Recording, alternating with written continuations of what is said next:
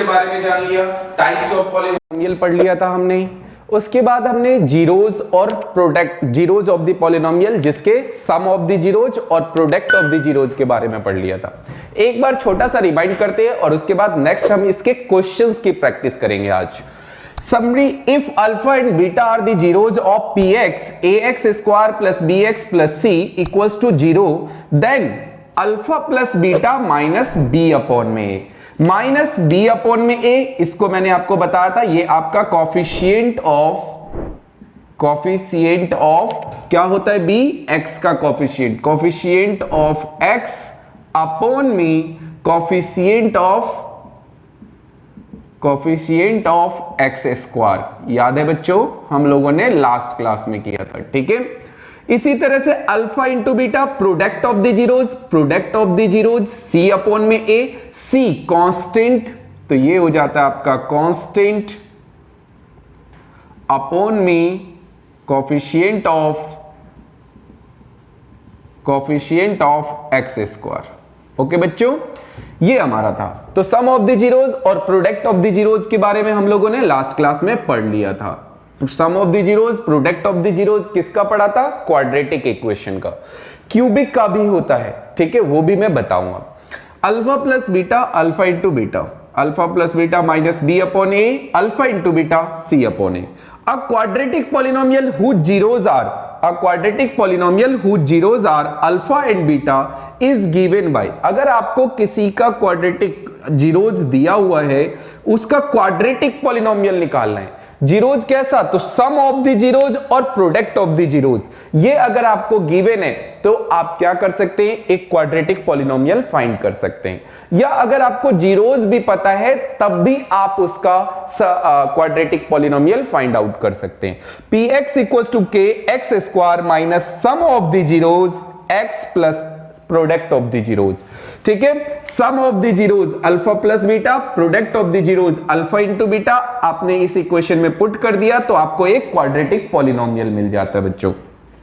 अगर मान लीजिए सम ऑफ द जीरोज मुझे 4 दिया है और प्रोडक्ट ऑफ द जीरोज मुझे 5 दिया है, अब मुझे कहते हैं बताइए क्वाड्रेटिक पॉलिनोमियल क्या होगा, तो मैं क्या करूंगा? इसमें पुट कर दूंगा इक्वेशन में। सम ऑफ द जीरोज 4 है मेरे पास, यहां आ जाएगा 4x, product of the zeros 5 है मेरे पास, यहां पुट कर दिया मैंने, 5 हो गया, ठीक है बच्चों। अब जो मुझे इससे इक्वेशन मिला, अब यहां k मैंने बताया था आपको लास्ट टाइम में कांस्टेंट होता है, अगर इसके डिनोमिनेटर में कुछ होता तो उसको हम k के पास ले जाके फिनिश कर देते, हटा देते, लेकिन अब कोई भी डिनोमिनेटर में कुछ भी नहीं बचा तो हम हेंस लिख सकते हैं कि हमारा क्वाड्रेटिक पॉलिनोमियल क्या है? X square plus 4x plus 5, ठीक है। This is a quadratic polynomial. देखिए बच्चों, find the zeros of the polynomial 6x square minus 3 minus 7x and verify the relationship between the zeros and the coefficient. हमें question में कहा गया है कि सबसे पहले तो आप क्या कीजिए? जीरोज निकालिए। इसका जीरोज निकालने के बाद इसके जीरोज के बीच में रिलेशनशिप भी दिखाना है, जीरोज और कोफिशिएंट के बीच में। तो जीरोज और कोफिशिएंट के बीच में रिलेशनशिप भी बताएंगे, बट पहले हमें जीरोज फाइंड आउट करना होगा। जीरोज कैसे निकालेंगे? 6x square minus 3 minus 7x दिए हैं, 6x square minus 7x minus 3, पहले हमने इसे अरेंज कर लिया, ठीक है। अब हम क्या करेंगे? 6 को 3 से मल्टीप्लाई करते हैं, 6 3 जा कितना होता है बच्चों? 18, 6 3 जा 18, मल्टीप्लाई करने पर 18 आना चाहिए, प्लस या माइनस करने पर 7 आना चाहिए। आपको पता है 2 9 जा 18 होता है, 9 में से 2 माइनस करेंगे 7, 2 और 9 18 का फैक्टर होता है, ठीक है। तो हमें मिल गया 6x स्क्वायर माइनस, अब 9 में से 2 माइनस करोगे तो 7 आएगा, 9 माइनस 2x माइनस 3, ब्रैकेट खोल दीजिए, 6x स्क्वायर माइनस का 9x माइनस और माइनस प्लस का 2x माइनस 3, इन दोनों में से कॉमन ले लीजिए, 6 और 9 में से कॉमन आपको क्या मिल रहा है? 3 और x इसमें भी x कॉमन ले लिया, 3 2 जा 6x माइनस 3 3 जा 9। अब 2 और 3 में से क्या कॉमन आएगा? जब कोई भी कोफिशिएंट कॉमन नहीं आता है तो एक 1 जो होता है वह सबका कॉमन फैक्टर होता है, हम इन दोनों में से 1 कॉमन ले लेंगे, तो ये 1 कॉमन ले लेंगे तो 2x माइनस 3 हो जाएगा। अब 2x माइनस 3 दोनों में से कॉमन निकाल लीजिए, तो क्या बचेगा आपके पास 3x प्लस 1। अब यहां से जीरोज फाइंड आउट कर लीजिए बच्चों, जीरोज निकालना है नाउ। तो 2x minus 3 equals to 0, 2x equals to 3, x equals to 3 upon में 2। एंड दूसरा आप निकालेंगे 3x plus 1 equals to 0, 3x equals to minus 1, x equals to minus 1 upon 3। ये आपने जीरोज निकाल लिए। इन जीरोज को हम अल्फा और बीटा से रिप्रेजेंट करते हैं बच्चों। अल्फा इक्वल्स टू 3 अपॉन 2 और beta equals to minus 1 upon 3। अब हमें क्या करना है, इनके बीच में रिलेशनशिप दिखाना है, ठीक है, वेरीफाई करना है। क्या फाइंड करना है, relationship between the coefficient and the zeros. ठीक है, तो पहले हमें इक्वेशन जो था वो क्या दिया हुआ था, इक्वेशन हमें दिया हुआ था 6x square minus 7x minus 3। अब इनके कोफिशिएंट की बात किया जाए तो a इक्वल्स टू कितना है 6, b इक्वल्स टू कितना है माइनस 7, c इक्वल्स टू कितना है माइनस 3। एक्स स्क्वायर का कोफिशिएंट 6 है, x का कोफिशिएंट माइनस 7 है, कांस्टेंट माइनस 3 दिया है। नेगेटिव जब होता है तो साइन भी नेगेटिव लिया जाता है बच्चों, अगर पॉजिटिव होता तो हम सिर्फ पॉजिटिव में लेके चलते। ठीक, अब मुझे इनके जीरोज और कोफिशिएंट के बीच में रिलेशनशिप शो करना है, ठीक है, वेरीफाई करना है। तो देखिए कैसे दिखाएंगे। पहला तो alpha plus beta minus B upon A. Alpha ये रही आपके पास 3/2 और बीटा आपके पास माइनस 1/3 है। माइनस बी कितना है आपके पास बच्चों, माइनस का 7, ए कितना दिया हुआ है आपको 6। अब 3/2 प्लस और माइनस माइनस 1/3 माइनस और माइनस प्लस 7/6।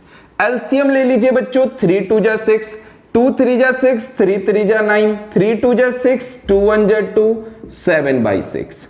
9 में से 2 गया 7/6 और ये भी आपका 7/6 आ गया। रिलेशनशिप सो हो गया, वेरीफाई हो गया कि दोनों का इक्वल आ रहा है, LHS RHS इक्वल आ रहा है।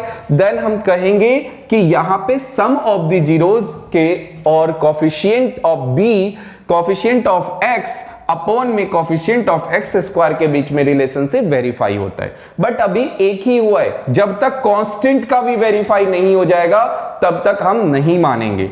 ठीक है, तो therefore LHS equals to RHS अभी एक वेरीफाई हुआ है। अब इसका सेकंड देखते हैं बच्चों। अगर मुझे कोफिशिएंट इसके प्रोडक्ट के बीच में करना हो तो प्रोडक्ट के बीच में कैसे करेंगे, तो alpha into beta C upon में A होता है। अल्फा कितना दिया है मुझे 3/2, बीटा कितना दिया है बच्चों माइनस का 1/3 और C क्या दिया हुआ है मुझे, C है कांस्टेंट -3, A क्या दिया हुआ है अपॉन में 6। 3 1 जा 3, 3 2 जा 6, 3 से 3 कैंसिल, -1/2 -1/2। आपने क्या देखा, यहां भी LHS और RHS इक्वल आ रहा है। हेंस आपने क्या किया, आपने पहले जीरोज भी निकाल दिए, फिर देन आपने relationship between zeros and coefficient, zeros और कोफिशिएंट के बीच में आपने रिलेशनशिप भी रिप्रेजेंट कर दिया। आपने दिखा दिया कि जीरोज और कोफिशिएंट के बीच में रिलेशनशिप क्या हो रहा है, सो हो रहा है, मींस ये इक्वल आ रहा है। इसका मतलब है कि ये जो आंसर है वो इसी का जीरोज है, मतलब ये जो हमने निकाला है, ये जो जीरोज निकाला है ये हमारा सही है। ठीक है, जब हम वेरीफाई करते हैं तो उससे हमें पता चल जाता है कि हमने जो जीरोज निकाले हैं वो सही है या गलत है। ठीक है, तो ये भी शो हो गया, वेरीफाई कर दिया आपने यहां पे। ठीक है, और साथ में आपने रिलेशनशिप भी दिखा दिया जीरोज और कोफिशिएंट के बीच में। ओके बच्चों, ये क्वेश्चन आपको समझ आया होगा। ओके बच्चों, अभी हमने लास्ट एक क्वेश्चन देखा जिसमें हमने ये सीखा कि जीरोज और प्रोडक्ट कैसे निकाला जाता है, जीरोज निकालते कैसे हैं, sum of the zeros, product of the zeros और कोफिशिएंट, इनके बीच में रिलेशनशिप कैसे फाइंड आउट किया जाता है। अब हम इसका एक नेक्स्ट आगे देखते हैं क्वेश्चन। नेक्स्ट बेटा, जैसे कि कुछ इस टाइप के रूट वाले क्वेश्चन आते हैं, तो रूट वाले क्वेश्चन में आप लोगों को थोड़ी सी दिक्कत होती है कि सर इसके जीरोज कैसे निकाला जाए, रूट में कैसे जीरोज फाइंड आउट करते हैं। तो इसको देखते हैं बच्चों। हमें इक्वेशन दिया हुआ है √3x² माइनस 8x प्लस 4√3, ये दिया हुआ है। अब मुझे इसके बीच में जीरोज निकालना है, तो इनका जीरोज कैसे फाइंड आउट करें? तो क्वाड्रेटिक इक्वेशन सॉल्व करने का तरीका वैसा ही होता है जैसे आपने पहले किया हुआ है। क्या करेंगे? शुरू वाले को x² के कोफिशिएंट को कांस्टेंट टर्म से मल्टीप्लाई करेंगे। x² के कोफिशिएंट √3 को मल्टीप्लाई करोगे 4√3 से बच्चों, ठीक है। √3 इंटू √3, 3 इंटू 4, ये हो गया आपका 12। अब मल्टीप्लाई करने पर आपको 12 मिला है। मल्टीप्लाई करने पर 12 आना चाहिए, प्लस या माइनस करने पर 8 आना चाहिए। तो 12 का फैक्टर क्या होता है? सबसे पहले तो होता है 2 6 जा 12, 2 और 6 को प्लस करेंगे 8 आ जाएगा। मुझे मेरा फैक्टर मिल गया बच्चों। अब मैं क्या करूंगा इसे? अब मैं इसे फैक्टर कर दूंगा √3x² माइनस, इन दोनों को सम करने पर आंसर मिल रहा है मुझे, तो मैं क्या करूंगा 2 + 6 लूंगा x प्लस का 4 रूट में 3। अब क्या करेंगे? √3x² माइनस का 2x प्लस और माइनस माइनस 6x प्लस 4√3।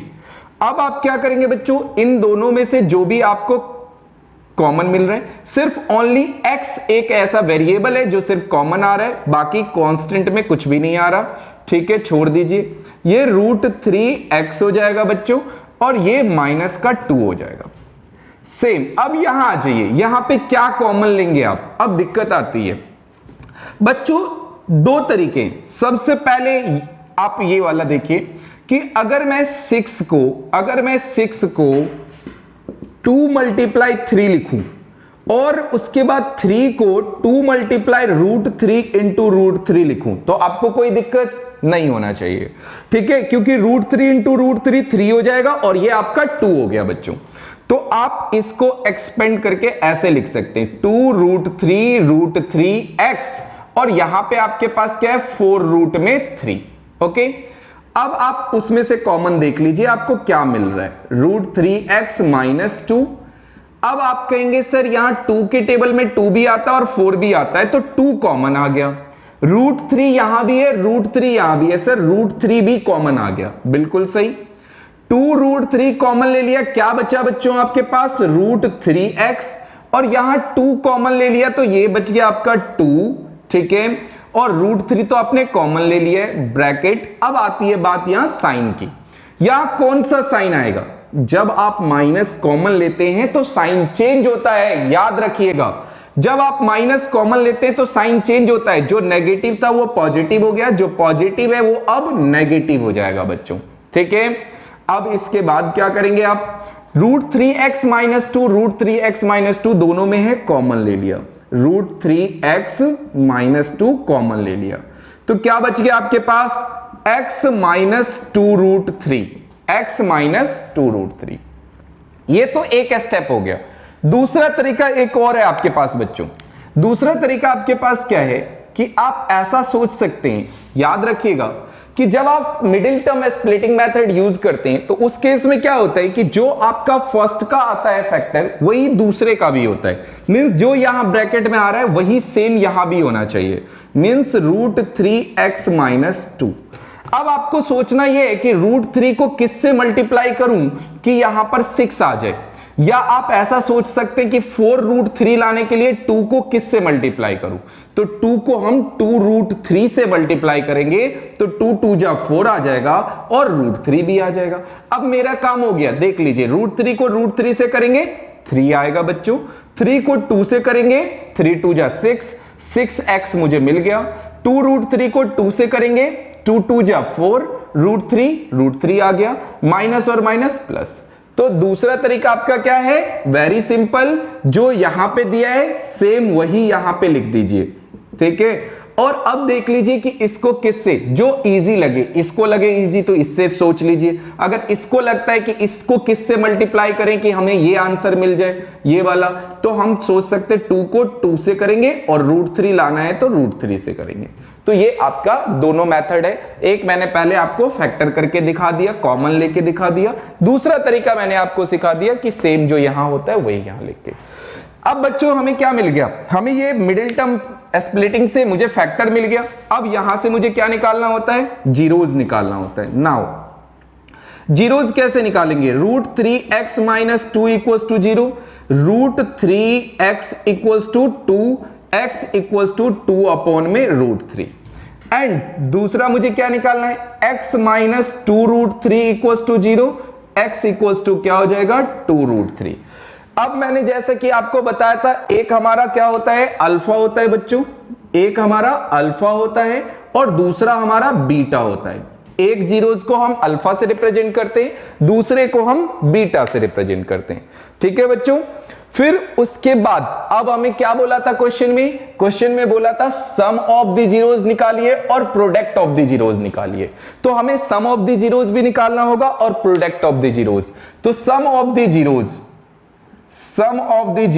आप जानते हैं, सम ऑफ द जीरोज क्या होता है, alpha plus beta minus b/a। उसके लिए मुझे कॉफिशिएंट चाहिए, तो बच्चों यहां से कॉफिशिएंट बताएंगे आप मुझे। a = कितना, √3, b की कॉफिशिएंट -8 और c = कितना, c = 4√3। ठीक है बच्चों, ये हमने कर लिया। अब हमें सम ऑफ द जीरोज और product of the zeros, sum of the zeros alpha plus beta, alpha मुझे पता है, अल्फा मुझे क्या दिया हुआ है 2/√3 प्लस बीटा मुझे दिया हुआ है, क्या दिया हुआ है 2√3 माइनस बी मैंने निकाल लिया है -8, ए मुझे दिया हुआ है √3। ये हो गया, एलसीएम ले लीजिए इसे, √3, ये हो गया 2, √3 को √3 से करेंगे 3 हो जाएगा, माइनस माइनस प्लस 8√3, 3 2 जा 6 और 2 8/√3 = 8/√3। ये क्या हो गया आपका LHS = RHS। बच्चों जैसे आपने सम ऑफ द जीरोज निकाला है, वैसे ही आपको प्रोडक्ट ऑफ द जीरोज निकालना होगा। Product of the zeros, product of the zeros alpha into beta c/a होता है। अल्फा आपको क्या दिया हुआ है बच्चों 2/√3 और बीटा आपको क्या दिया हुआ है 2√3 = c मुझे क्या दिया हुआ है कांस्टेंट टर्म 4√3 अपॉन में a मुझे क्या दिया हुआ है √3। ठीक है बच्चों, √3 से √3 कैंसिल, √3 से √3 कैंसिल, 2 2 जा यहां 4 आ गया और यहां भी 4। LHS = आपको क्या मिल गया RHS। तो आपने क्या देखा, हमने sum and product of the zeros निकालना था, मैंने sum and product of the zeros निकाल दिया। ठीक है, साथ में रिलेशनशिप भी वेरीफाई कर दिया। तो दोनों काम हो गया कि हाँ हमारा जीरोज जो था वो भी सही आया है। Sum of the zeros alpha plus beta minus b/a, alpha plus beta कितना आ गया 8/√3, सम ऑफ द जीरोज कितना है 8/√3।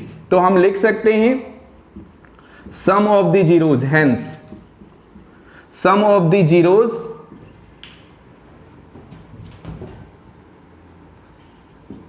(8/√3), product of the zeros